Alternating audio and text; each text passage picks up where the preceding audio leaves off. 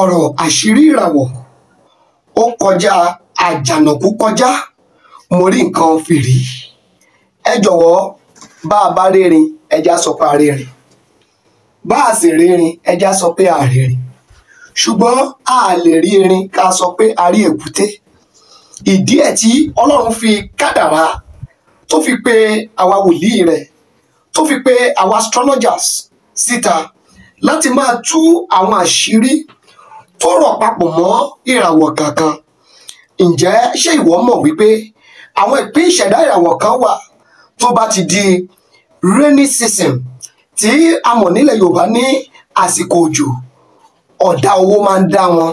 That is, they used to face a lot of difficulties and challenges.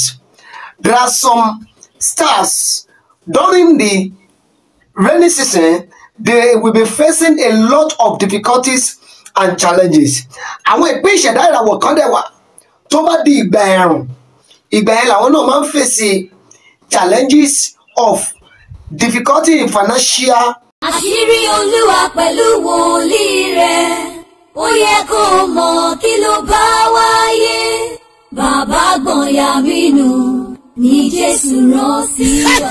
Gbogbo ẹni tó wọnú ayé tó fẹ́ gbáyé ṣe rere ló yẹ kó yẹ ìràwọ̀ bá wáyé wọn ó yẹ o. Ọ̀pọ̀ ológo ló ń tàràkà látàrí òye tí òye wọn ní sà. Ẹ kú oríire Olúwa wa ti lànà àbáyọ fúnra rẹ̀ pẹ̀lú wòlíì Ọlọ́run alààyè. Bàbá gbẹ̀yà mi nù ẹ̀jẹ̀ àṣírí ìràwọ̀. Ọlọ́run ti kó bàbá ìfún àkúrẹ́rẹ́ àṣírí tọrọ mọ́ ìràwọ̀. Àtọ́sù pẹ̀lú ọjọ́ ìbáwáyé ẹnì kọ̀ọ̀kan. Àṣírí ìràwọ̀ mystery of sọ́kẹ́. Gbogbo ọmọ tá a bí láti 21 March gbogbo tó lọ fi dé 19 April ìràwọ̀ iná ni wọ́n tá à ń pè wọ́n ní Aries. Gbogbo ọmọ tá a bí láti 20 April títí lọ fi dé 20 May ìràwọ̀ erùpẹ̀ ni wọ́n tá à ń pè ní Taurus. Gbogbo ọmọ tá a bí láti 21 May títí lọ fi dé 20 June ìràwọ̀ afẹ́fẹ́ ni wọ́n tá à ń pè ní Gemini. Gbogbo ọmọ tá a bí láti 21 June títí lọ fi dé 22 July ìràwọ̀ omi ni wọ́n tá à ń pè ní Cancer. Bí ẹnìyẹn sà ìtọ́wò làmọ́dé dùn ọbẹ̀ tọ́tọ́ lọ́kọ̀tà ló yẹ kó fẹ́ irú ìràwọ̀ wo ló lè fẹ́ra wọn. Ìdáhùn sáwọn ọ̀yà máa fọ́lọ̀ ẹ̀ lórí Facebook, Instagram tàbí kó subscribe ní YouTube. Àṣírí ìràwọ̀ mystery of stars ní kẹ́ sẹ́ẹ̀tì fún tàbí kẹ́ máa pè 08054353629. Ẹ lè sẹ́ndí date of birth, oṣù àtọ́jọ́ tẹ́ wáyé sórí WhatsApp nọ́mbà yẹn. Ọ̀fẹ́ ni wọ́n máa sẹ́ndí fídíò àṣírí ìràwọ̀ tí ẹ sí ọ̀. Kindly subscribe to our YouTube channel, see how to. Click on the subscribe button below and also click on the bell beside this. This will notify you once we drop a new video. Thank you. Ohun tá a sọ yìí eléyìí kì í ṣe àròsọ o. Ohun tí ó ṣẹlẹ̀ gẹ́gẹ́gẹ́gẹ́ is 100% assurance. Gbogbo èèyàn lólùfẹ́ mi ẹ mọ̀ pé èmi ò ní bọ́ síta kí n sọ ohun tí ò sí níbẹ̀. Ohun tí mo sì ń sọ nípa rẹ̀, ohun tó yẹ pé everybody they all believe on it. All astrologers they all believe in this thing and it's working perfectly. Ìdí ẹ̀ nìyẹn tó jẹ́ wípé ìràwọ̀ iná wọ́n nílò ìràwọ̀ afẹ́fẹ́ tí ìràwọ̀ omi tó sì nílò ìràwọ̀ erùpẹ̀. Àní ẹgbẹ́ ohun tí mò ń sọ fún yín dáadáa. Ẹ wò ó ṣe rí ọ̀rọ̀ ìràwọ̀ ó kọjá ohun tó kọ lè sọ pé mo ń gọ́gù ẹ̀. Listen to me very well. Àwọn àṣírí kan wà ó ò lè rí lórí Google. I'm telling you the fact. Ẹgbẹ́ ohun tí mò ń sọ fún yín dáadáa. Àní àwọn àṣírí ìràwọ̀ kì í ṣe ohun tó jẹ́ wípé Áfíríkà nìkan ló ti affect wa, but àwọn nǹkan tó ṣẹlẹ̀ ń bẹ ni wípé àwa ní àròjinlẹ̀ láti tètè identify ibi tí àwọn ogun àti challenges wa tó ti wá ṣe understand. Ìràwọ̀ erùpẹ̀ àti ìràwọ̀ iná, ìgbà dry season, ìgbà yẹn ni nǹkan máa ń lọ dáadáa fún wọn.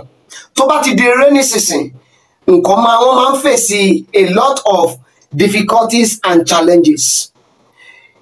Ìgbà rainy season ní àwọn ìràwọ̀ mi àti ìràwọ̀ afẹ́fẹ́, ìgbà yẹn ni wọ́n máa ń wà òkè tí nǹkan máa ń wà ní ọwọ́ wọn. Tó bá dìgbà dry season, àwọn náà wọ́n fèsì their difficulties and challenges at that time. Ìdí ẹ̀ nìyẹn tí a fi sọ wípé gbogbo ìpín ìṣẹ̀dá ìràwọ̀ wọ́n láti máa bọ orí wọn lóòrèkóòrè, torí pé nípa orí bíbọ àti ìpèsè tó lọ mọ́ ìràwọ̀ èèyàn kankan. Gbọ́ mi dáadáa, sórí ohun tí wọ́n bá ti pè ní èèwọ̀ sá fún. Tó bá tún ti ń ṣe àwọn nǹkan báyìí, a máa ran ìràwọ̀ rẹ lọ́wọ́, ọ̀pọ̀lọpọ̀ ẹlòmíì ó yẹ kí ìràwọ̀ rẹ̀ kó máa fò ní ìṣe ni ìràwọ̀ rẹ̀ rìn gbọ́ mi dáadáa ó ṣe rí àwọn ẹlòmíì ó yẹ kí ìràwọ̀ rẹ̀ ó yẹ kó sáré ni ṣùgbọ́n ṣe ìràwọ̀ rẹ̀ ṣe ló ń catwalk ṣe rí gbogbo àwọn ohun tá à ń sọ nípa rẹ̀ yìí ohun tó nílò láti mọ̀ ni wò ó kì í ṣe wọ́n nìkan lóhun tí à ń sọ yìí it affect everyone for example gbogbo ẹ tó bá ń jẹ́ ìràwọ̀ iná ohun tá à ń sọ yìí gbogbo wọn pátápátá ló ń bẹ lábẹ́ rẹ̀ gbogbo ẹ tó bá jẹ́ ìràwọ̀ omi gbogbo tá à ń sọ yìí ló ń bẹ lábẹ́ rẹ̀ gbogbo ẹ tó bá jẹ́ ìràwọ̀ afẹ́fẹ́ gbogbo tá à ń sọ yìí ló ń bẹ lábẹ́ rẹ̀ gbogbo tó bá jẹ́ ìràwọ̀ erùpẹ̀ gbogbo tá à ń sọ yìí ló ń bẹ lábẹ́ rẹ̀ ẹ gbọ́ mi dáadáa a nílò láti mọ àṣírí àwọn tí à ń sọ nípa rẹ̀ yìí tó bá ti lè mọ àṣírí òwò náà ti bọ́ nínú àwọn ogun ẹ jẹ́ mọ̀ wípé ẹlòmíràn ó ti kà sí wípé àdúrà kì í gbà wọ́n ẹlòmíràn ó ti sọ pé àìmọye nǹkan tóhun ti ṣe òyì tí kò work gbọ́ mi dáadáa kò lè work torí wípé ìwọ fún ara rẹ o ò mọ rúràwọ̀ tó ń lò o ò mọ tó yẹ kó o ṣe o ò mọ àwọn tó yẹ kó o so papọ̀ mọ́ o ò mọ ẹgbẹ́ tí mo sọ fún yín dáadáa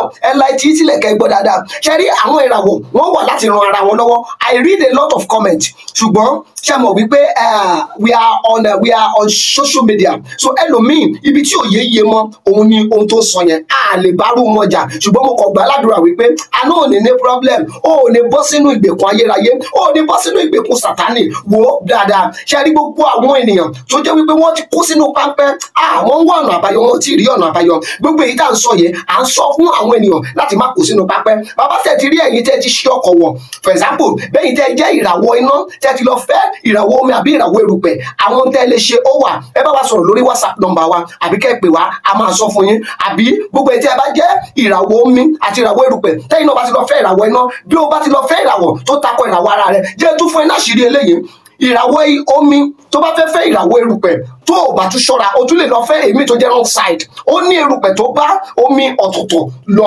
torí pé àwọn omi yẹn póríṣiríṣi àwọn erùpẹ̀ yẹn póríṣiríṣi àwọn iná yẹn póríṣiríṣi àwọn afẹ́fẹ́ yẹn póríṣiríṣi nínú fídíò yìí a máa sọ nípa rẹ̀ ìwọ náà ó sì la etí rẹ̀ sílẹ̀ ó sì gbọ́ wo bá a máa ṣí ẹ̀ gbogbo ẹ̀ tẹ́ ṣí ẹ̀ pátápátá lágbára ti Ọlọ́run iná nìtàn lọ́wọ́ yín gbogbo ẹ̀yin followers wa I love you all I celebrate you all and I know very soon you shall be celebrated in a very big form. àṣírí Olúwa pẹ̀lú wòlíì rẹ̀ ó yẹ kó mọ̀ kí ló bá wáyé bàbá gbọ̀nyà mínú ní Jésù rán sí wa. gbogbo ẹni tó wọnú ayé tó fẹ́ gbáyé ṣe rere ló yẹ kó yẹ ìràwọ̀ bá wáyé wọn ó yẹ o. ọ̀pọ̀ ológo ló ń tàràkà látàrí òye tí òye wọn ní sà. ẹ kú oríire olúwa wa ti lànà àbáyọ fúnra rẹ̀ pẹ̀lú wòlíì ọlọ́run alààyè bàbá gbọ̀nyà mínú àṣírí ìràwọ̀ ọlọ́run tí kò bàbá ìfọ̀ àkùrẹ́rẹ́ àṣírí tọrọ ọmọ ìràwọ̀ àtọ́sù pẹ̀lú ọjọ́ ìbáwáyé ẹnì kọ̀ọ̀kan àṣírí ìràwọ̀ mystery of style. gbogbo ọmọ tá a bí láti 21 March gbogbo tó lọ fi dé 19 April ìràwọ̀ iná ni wọ́n tá à ń pè wọ́n ní Aries gbogbo ọmọ tá a bí láti 20 April títí lọ fi dé 20 May ìràwọ̀ erùpẹ̀ ni wọ́n tá à ń pè ní Taurus gbogbo ọmọ tá a bí láti 21 May títí lọ fi dé 20 June ìràwọ̀ afẹ́fẹ́ ni wọ́n tá à ń pè ní Gemini gbogbo ọmọ tá a bí láti 21 June títí lọ fi dé 22 July ìràwọ̀ omi ni wọ́n tá à ń pè ní Cancer. díẹ̀ nìyẹn sà ìtọ́wò làmọ́dé dùn ọbẹ̀ kóòtù lọ́kọ̀tà ló yẹ kó fẹ́ irú ìràwọ̀ wo ló lè fẹ́ra wọn. ìdáhùn sáwọn ó yára fọ́lọ̀ ẹ̀ lórí Facebook Instagram tàbí kó subscribe ní YouTube àṣírí ìràwọ̀ mystery of stars ní kẹ́ sẹ́ẹ̀tì fún tàbí kẹ́ máa pè 08054353629 ẹ lè sẹ́ndí date of birth